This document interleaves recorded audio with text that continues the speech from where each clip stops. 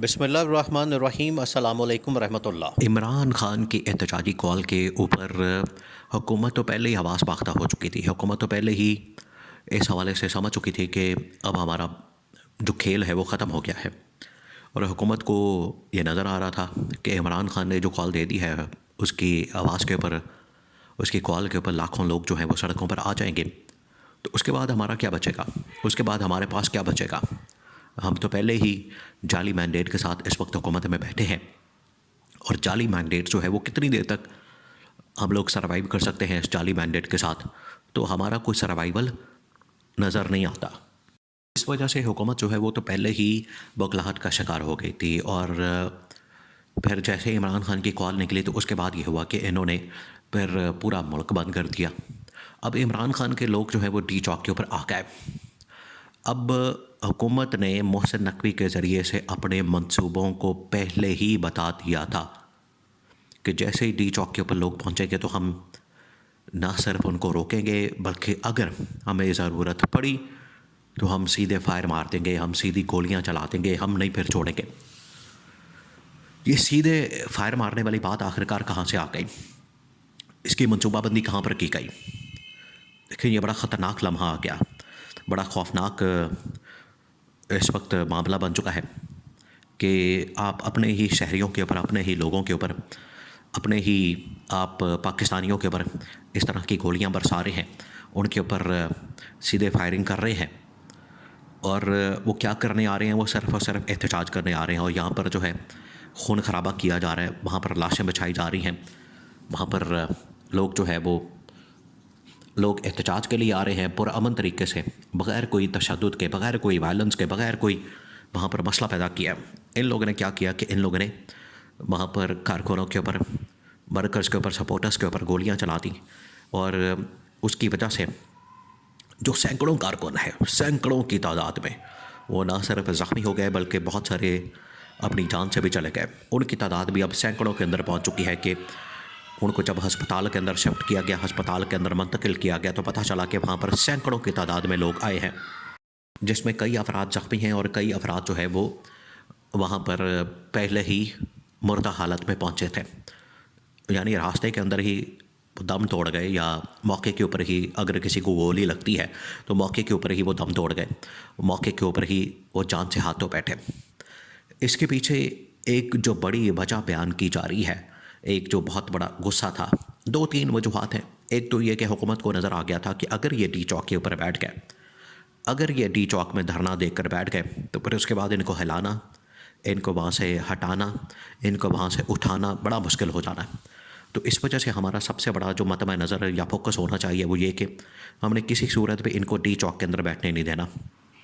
और डी चौक के अंदर हमने हर सूरत में रुकावटें खड़ी करके या कुछ ऐसे हरबे हथकंडे इस्तेमाल करके तो हमने डी चौक से इनको किसी तरीके से निकालना है। तो अल्टीमेटली फिर फायरिंग का सहारा लिया गया, गोलियों का सहारा लिया गया, वहाँ पर फिर गोलियाँ चला दी गई। और हुकूमत को पता था कि एक मरतबा ये बैठ गए तो फिर उसके बाद ये हमारी गवर्नमेंट को लेकर बैठ जाएंगे, हमारी हुकूमत को लेकर बैठ जाएंगे, हमारा हुकूमत का चलना जो है वो नामुमकिन हो जाना। तो हम हुकूमत की कुर्बानी तो दे नहीं सकते, इक़्तिदार की कुर्बानी तो दे नहीं सकते।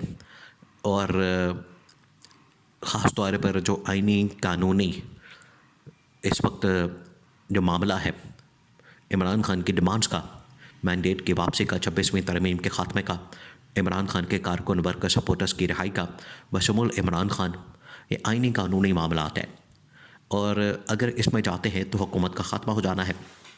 तो इन्होंने कहा कि बजाय इसके कि हुकूमत का ख़ात्मा जो है वो हो जाए, हमारे हाथ से इक़्तिदार चला जाए, हम बिल्कुल फटे पे आ जाए, बिल्कुल ज़ीरो हो जाए, हमारी हालत जो है वो ख़त्म हो जाए, हमारी हालत जो है वो यतीम हम लोग हो जाए, मस्कीन हो जाए, तो इससे पहले कि हमें ये हाल हमारा कर दिया जाए कारकुनों की जानिब से, वर्कर की जानिब से, सपोर्टर्स की जानिब से, हमें इनके ऊपर धावा बोल देना चाहिए। वो जो पहले ही मनसूबा बना के रखे हुए थे, एक तो ये सोच, ये पीछे कर फरमा थी या काम कर रही थी, पीछे ये सोच थी कि हमने इनको बस ख़त्म करना, मलिया मेट करना। दूसरा, उसके पीछे एक गुस्सा पाया जा रहा था, और गुस्सा इनके अपनी नाअहली की वजह से, इनके अपनी इनकॉम्पिटेंस की वजह से, और अपनी वहाँ पर करतूतों की वजह से वहाँ पर कई जो है रेंजर्स के एहलकार और पुलिस एहलकार शहीद हो गए, वो मारे गए। लोग लोग जो मारे गए उनका मलबा भी इन्होंने पीटीआई के ऊपर डालने की कोशिश की। वो तो अल्लाह की करनी ऐसी हुई। मामला इस तरह से हो गया कि वहाँ पर सहाफ़ियों ने रिपोर्ट कर दिया, बहुत सारे ऐसे लोगों को मंजर आम पर ले आए कि वो थे ऐनी शाहिदीन कि उनके सामने जो है ये इंसिडेंट, ये वाक़या पेश आया जिसमें रेंजर्स एहलकार जो है वो शहीद हो गए।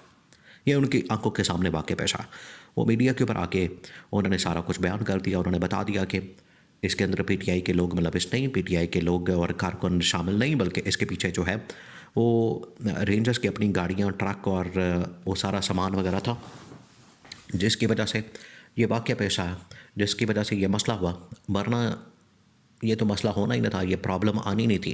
इसके पीछे तो असल में ये अपने ही रेंजर्स के लोगों की नाअहली थी, जिसकी वजह से ये वाक़या पेश आ गया।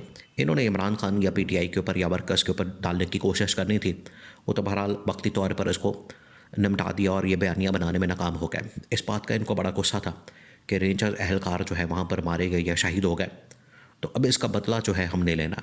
फिर इसी वजह से ये किया गया कि जैसे कारकुन एक तो इस्लामाबाद के अंदर एंटर हुए, इस्लामाबाद के बाद फिर 0 पॉइंट, और 0 पॉइंट जो है वो लास्ट बिल्कुल स्टॉप है डी चौक से पहले, तो 0 पॉइंट के ऊपर पहुंच गए कारकुन वर्कर्स। फिर उसके बाद ये डी चौक की तरफ जब रवाना थे, जिसमें पूरा जो काफ़िला था और काफ़िले के साथ जो है वो अली अमीन गन्नापुर और बुशरा बीबी भी थी, तो ये जब वहाँ पर पहुँचे हैं, यहाँ पर इन लोगों ने एंट्री मारी है, तो रात के वक्त जो है वो फिर वहाँ पर लाइटें बुझा दी गई, वहाँ पर मुकम्मल तौर पर उस इलाके को सील कर दिया गया, वहाँ पर अंधेरा कर दिया गया। और अंधेरा करने के बाद जो है वहाँ पर फिर सीधे फायर मारे गए, और सीधे फायर मारने का मकसद ये था ताकि लोगों को यहाँ से मुंतशिर किया जाए, लोगों को यहाँ से भगाया जाए।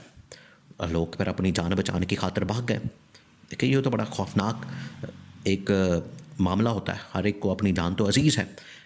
एहतजाज करने वालों के ऊपर ये तो तारीख़ के अंदर इस तरह के वाक़यात बहुत कम मिलते हैं कि जहाँ पर आपने सीधे फायर मारे एहतजाज करने वालों के ऊपर।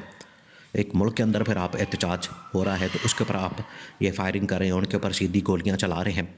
जो गोलियां चलाई गई उसकी वजह से फिर सैकड़ों की तादाद में लोगों का नुकसान हुआ, लोग जान से चले गए, कारकुन वर्ग का सपोर्टर्स। तो ये बड़ा ही एक दिलखराश वाक़या पेश आया, अफसोसनाक वाक़या पेश आया। और ये इस तरह का वाक़या जो है वो पाकिस्तान की तारीख़ के अंदर हमेशा से नून लीग के दौर में ही सामने आया, और आज भी देख लें नून लीग का दौर है। और नून लीग ने अपनी इक़्तिदार की खातिर, अपनी पावर की खातिर, अपनी ताकत की खातिर ज़रा भी इन लोगों ने शर्म नहीं महसूस की कि आम लोगों के ऊपर हम गोलियां चलाएंगे, आम लोगों को मारेंगे, और वो आए किस मकसद के लिए? सिर्फ अपना एहतजाज करना है।